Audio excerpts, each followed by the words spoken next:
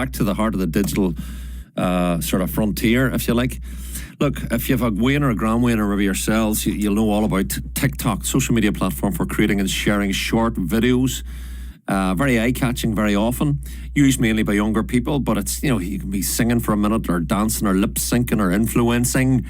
Really came to prominence in the heart of lockdown, making stars out of some of its users. Eurovision's Sam Ryder came to fame on TikTok. That's how we got Sam. Locally, Mammy Banter, a dairy woman, just doing her wee skits about dairy life, mother, daughter, all that sort of thing. 2 million followers has Mammy Banter. Powerful.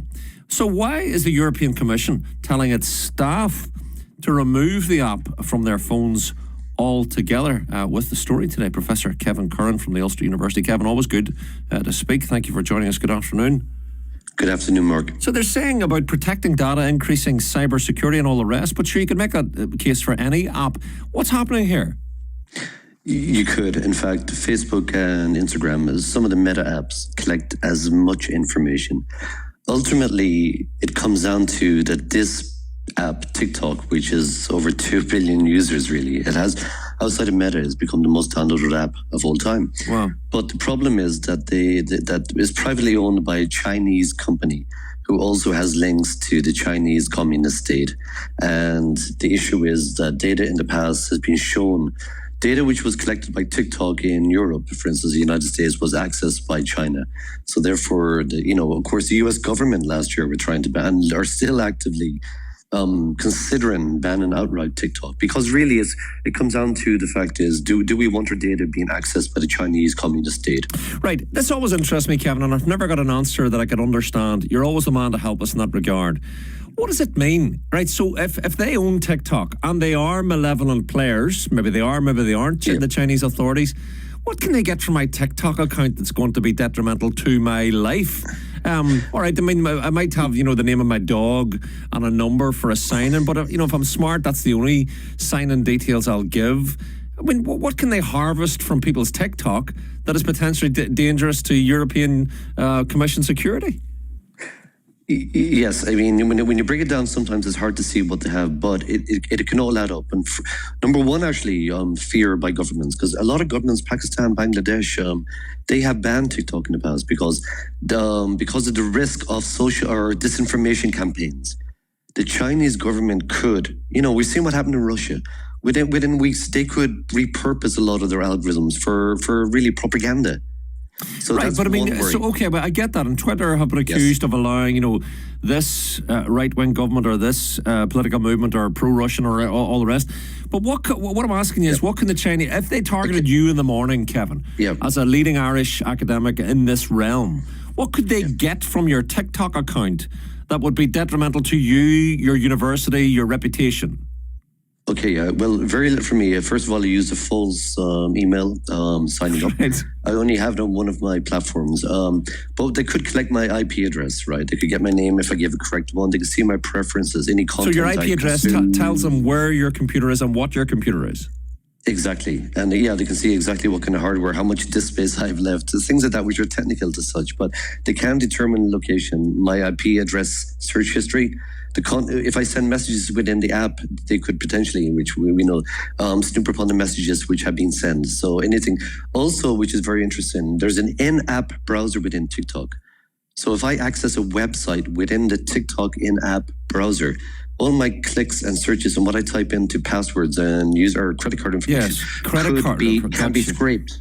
That can be scraped by a company like this. Again, of course, other companies can do that with their in-app browsers, but I guess the thing with Meta, of course, being a United States company and a Western company, there isn't as much. Mostly the government's focus on, you're right, the disinformation campaigns and all that, but they don't really come down as heavy on Meta because they kind of trust them for audits. But it's hard to get auditors into a Chinese company. Well, who's to say there aren't dark forces at the heart of Facebook, Twitter, even if they are Western interested or Western focused, Western owned? Who's to say they aren't as malevolent, the forces at the heart of those platforms as TikTok, Kevin?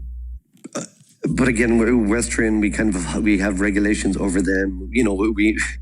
In other words, we're dealing with our own kind, like, Facebook's headquarters, European headquarters in Ireland as such. So we have good oversight. We have no reason to believe that Facebook themselves will start causing chaos within Ireland, the United Kingdom, in a further disinformation campaign. And also, there's oversight for these. We can see what they do. We can regulate them if they're found to abuse. And we've handed out so many fines to Facebook and Twitter and these companies as well. But again, the problem is it comes down to ultimately how much do we trust the Chinese. China? Yeah. TikTok is owned by the Chinese company ByteDance. They face allegations that they harvest users' data, as Kevin has just touched on, and then they give that to the Chinese government. They say, the company, that they operate no differently from other social media. Anyway, the European Union industry chief, Thierry Breton, has told a news conference that the European Union's executive is very focused on cybersecurity, declining to provide any further details, Kevin. But anyway, the ban means that European Commission staff cannot use TikTok on personal devices that have official apps installed. So I guess the way around that, I mean, the BBC people often do this. They have their BBC phone on their personal phone. Is that it?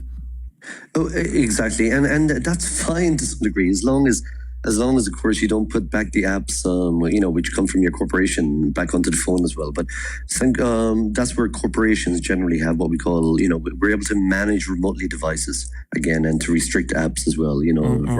So that's important in modern day life, to be able to control what people are using on their work supplied devices as well. So that 32,000 commission employees, permanent and contract employees, freelancers. Anyway, TikTok had admitted that some staff in China can access the data of European users. Well, you would do if it was your app. If you made an app, Kevin, and people signed up for it, you could, if I signed up to your app, you could see my information, right? That stands to reason. Yes, as long as it's in my privacy, as long as it's in my privacy setting or policy as such, and you've agreed to it as such. But there are restrictions, but yeah. Kevin, where's it all going? Because at the end of the day, I haven't a clue. I just use, the social media platforms. I use platforms here and work and all the rest. Look, they could be taking every penny out of my bank account and I wouldn't know until the bank manager got on to me. I think most of us are ignorant, blind to these realities, because these are dark places that we're talking about, albeit digitally shaped dark places like that. Where do you see this whole debate going? Will you just end up with sort of an Orwellian world of them and us? West is good, East is bad kind of stuff? It's possible. I mean, it's possible. But I mean, this is the start of kind of an East versus West. Obviously, a real world war, and also an online cyber war as such, trying to, because ultimately we have to have trust in the organizations which do everything for us, because ultimately if Apple was a bad apple, literally, we wouldn't know what they're doing on a device supposed to be snooped. So we have oversight again, and we just have an initial trust, because you have to trust something somewhere along the way. Whatever device you have right now, you have to trust that the camera's not turned on, the microphone's not snooping upon you. Who checks that? Right. Who checks that? But see, that's it. So we have a complete supply chain. Unless you want complete control and you think you don't trust anyone, then you have to go to the beach and phone. You have to get that silicon, and you have to create a semiconductor. You have to create a motherboard. Again, we're talking about the largest barriers to entry for companies like Intel. Again, we have operating, we're talking multi-billion, right? And then you've got to devise that, and you have to bring in maybe 10,000 engineers and create everything. In other words, it's impossible. We have to trust the chips we have, the microphone. We have to trust the Intels of this world, the AMDs. So we have to start there. And of course, there was only one case where we suspected that the Chinese had inserted code onto a microcontroller in one case, but that was never proved as such. But again, that's it. You have to trust the Googles of this world, the Microsofts again, and to see that that's where it comes from. And they're the authorities, because, really, in the future, you have to have trusted voices. And that becomes even harder, especially when it comes online, because things can be created in folds. So, Kevin, I was going to say, but it's really interesting. As things stand, I understand that Helen Dixon, the Irish tech commissioner, is the de facto European commissioner and was responsible for the 27 EU countries. Massive powers has Ms. Dixon. But I guess it comes down ultimately to judgment of people like you, deeply involved in all of these sort of things, intellectually and academically. Is the bottom line is that, is the European Western model any better than the Chinese model? Very often when it comes to infrastructure manufacturing, the Chinese are miles ahead, Kevin. Quite often, but again, we've seen where the 5G rollout in the UK has been pushed backwards because the UK government and other governments, a lot of European governments, have suspicions about Huawei equipment again. Huawei is owned by China. And again, so that they're trying not to have any Huawei equipment in the network in case, again, that we move to larger scale wars and that China could literally turn off the switch if there was backdoors in there as such. Now, there is audits again. So we do audit things again. The thing is, we can tell what data is being extricated by apps again. We have the tools of Wiresharks. We're able to look down to the packet levels, see the JavaScript.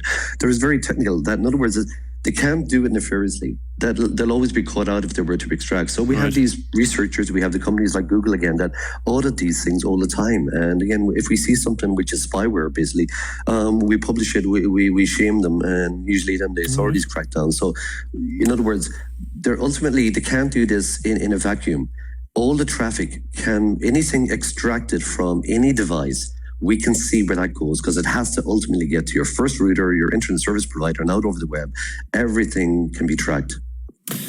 Very interesting, Kevin. Very, very interesting development as always. Thank you for your analysis with us today. Professor Kevin Curran there of the Ulster University there, digital chief in that sense. So the European Commission is telling its staff, get TikTok off your phones. If the phone has anything to do with work or your work phone or with work-related stuff on the phone. Interesting.